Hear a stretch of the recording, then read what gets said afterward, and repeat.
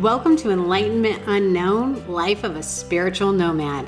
Join Reiki Master and Quantum Healing expert Wes Coons as he guides listeners through the depths of self-discovery and spiritual enlightenment to uncover the version of you we haven't met yet.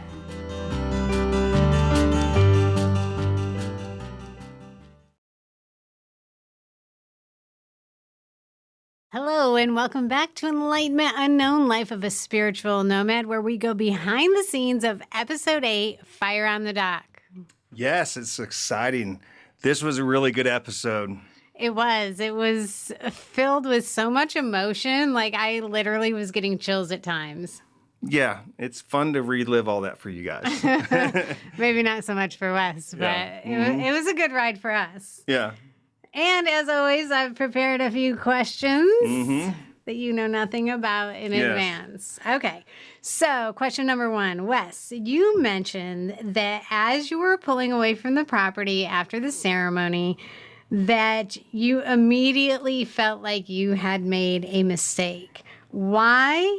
And did anyone else like Linda or Kathleen feel the same thing? I think the ladies really felt that we had solved the problem. And, you know, it seemed reasonable that that was what's going on. However, when they told me that something was going to stay behind, somebody did not go to the light because they wanted to be able to basically punish me if I had lied to them.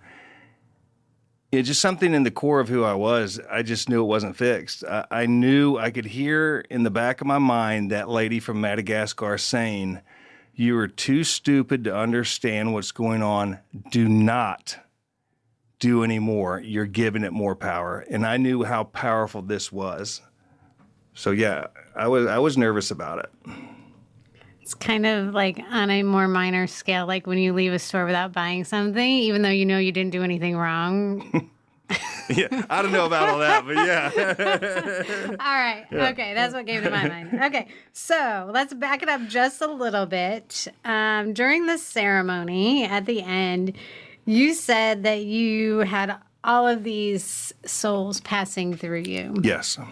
Okay, and could you give us a little bit more detail and insight into what that maybe felt like physically or emotionally? You need a shower afterwards, I can tell you. You know, I could smell them on me. And, you know, it was like having wet rags pulled through your chest. You know, it was uncomfortable. It was a little painful. It was scary. And I just remember just shaking uncontrollably.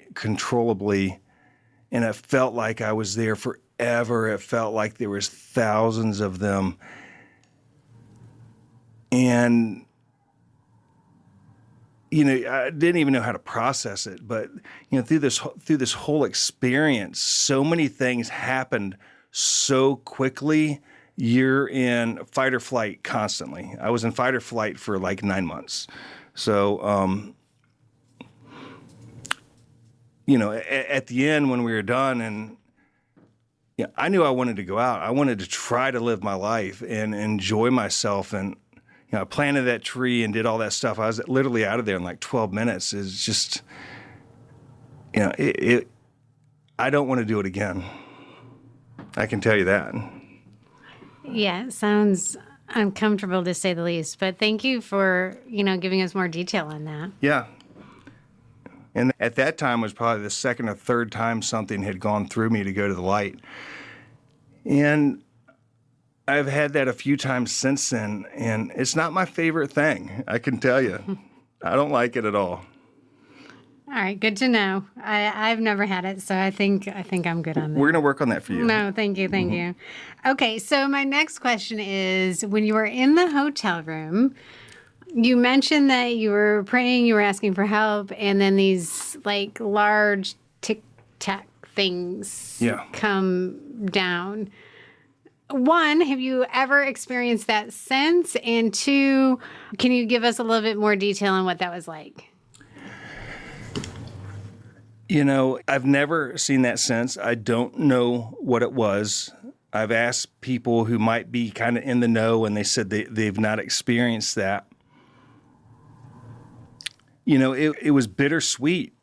I knew it was from God. I knew it was from heaven. I knew it was from something other than what was tormenting me. And, if you go out when it's snowing and you close your eyes and it's that deafening sound of this you have in the snow like that, that's what it felt like. It's like it just deafened everything. And it was like, maybe like something where you would see a movie where the camera like zooms in on the character. That's what it felt like. And I knew I was being heard, even though it didn't solve the problem. You got to understand, Jesus is not there to pull me out of the room. He's not, I want him to pull me out of the room. I wanted him to pull me out of that. Jesus is there to love me unconditionally through whatever it is I'm experiencing. And he let me know, I hear you and I love you. And here is a sign when they don't typically give too many signs. But he did that for me. And I never will forget that. And when we talked about it in the earlier episode where the priest down here helped me understand that Jesus wasn't there to pull me out of that room, out of that abusive situation. He was there to love me unconditionally.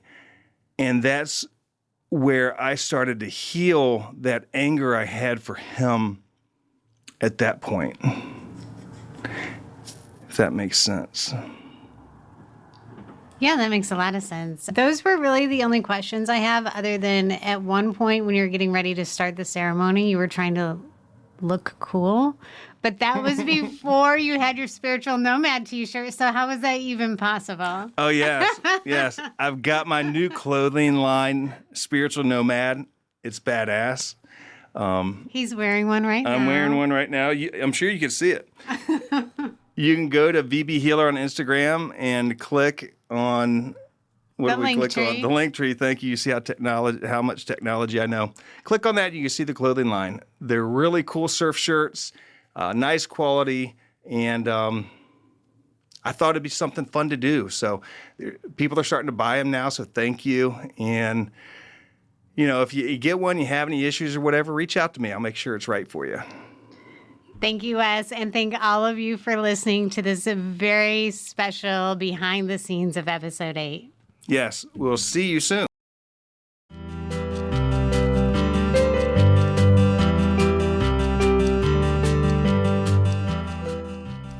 You've been listening to Enlightenment Unknown with Wes Coons, your guide on the quest for self-discovery and the version of you we haven't met yet.